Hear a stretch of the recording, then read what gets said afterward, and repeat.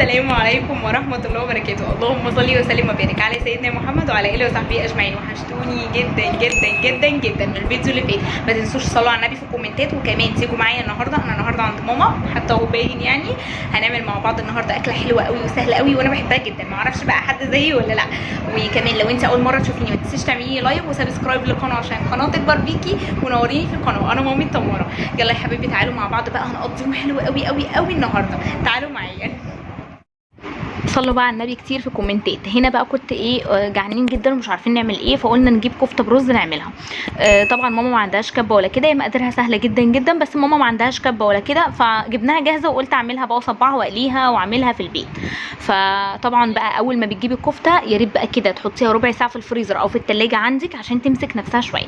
بدات بقى اصبعها. طبعا انا عملتها اول ما جت على طول، فهي اول ما جت كده يعني لسه سايحه كده معاكي شويه، فالافضل تحطيها في الفريزر شويه عشان تمسك نفسها، يعني حبه صغيرين بتاع ربع ساعه مثلا تمسك نفسها معاكي. وبعدين بقى بتجيبي شويه زيت ونقعد نصبعها كده وتعمليها صوابع. انا بعملها صوابع رفيعه كده، طبعا بتنفش في الزيت فما تكتريش فيها قوي، يعني ما تكبريهاش قوي وما تخنيهاش قوي.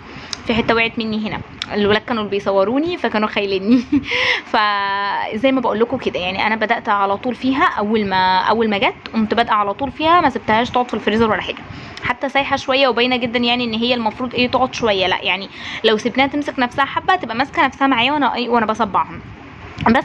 وهعمل بقى شكل كور كمان، يعني 5 كور على عدد الولاد بقى اللي عندنا عشان بيحبوا الكور قوي قوي. طبعا ده صوت المروحه يعني عشان الجو حار جدا جدا.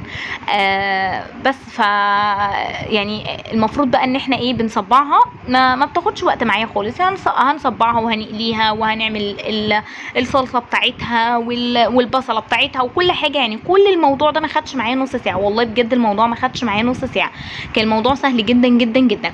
ما تنسيش تحطي لايك لو اول مره تشوفيني، وكمان تعملي سبسكرايب للقناه عشان القناه تكبر بيكي وتنوريني في القناه. لو اول مره تشوفي الفيديو يا ريت ترفعيه وتعملي لايك عشان الفيديو يترفع ويتشاف اكتر عدد من الناس.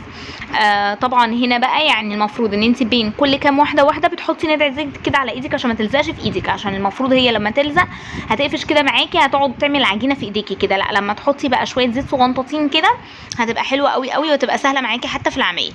هنا بقى عشان ما اطولش عليكم كنت خلاص صبعت الكفته كلها وحطيت كده شويه زيت حلوين، ونزلت بقى الكفته كده في الزيت عشان تبتدي تتقلي معايا وما بتاخدش وقت خالص. يعني برضو خلي بالك عشان ما تتلسعش معاكي وهي على النار. انا بسجل على فكره وانا عند ماما الفيديو عشان كده ممكن دوشه شويه كده يعني. ما بتاخدش وقت خالص زي ما بقول لكم، فما تطوليش على النار. خلي بالك ما تقلبيهاش لما تاخد لون بسيط من الناحيه اللي ناحيه النار عشان ما تتهريش معاكي او ما تفكش معاكي. تمام.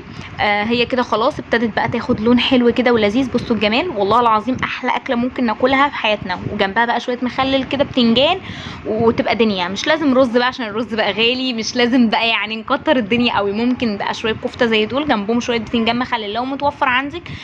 لو مش متوفر وعندك شويه مخلل كده تحطيهم جنبهم، هيبقى اكله عظمه. انا كده بقى بقلبها للناحيه التانية عشان ما تتحرقش معايا الناحيه ديت، عشان كمان تحمر الناحيه اللي بعدها يعني، وما بتاخدش وقت زي ما بقول لكم خالص خالص خالص. كده بقى خلاص كانت احمرت كلها، ببتدي اطلعها بقى في طبق او في صينيه كده صغنونه عشان احطها عليها كده خلاص. يعني هو اللون كده حلو قوي قوي قوي عشان ما تبقاش مغمقه معاكي، تبقى مش لطيفه وطعمها يبقى باين ان هي محروقه شويه. لا كده تبقى حلوه وفاتحه وجميله جدا جدا بصراحه.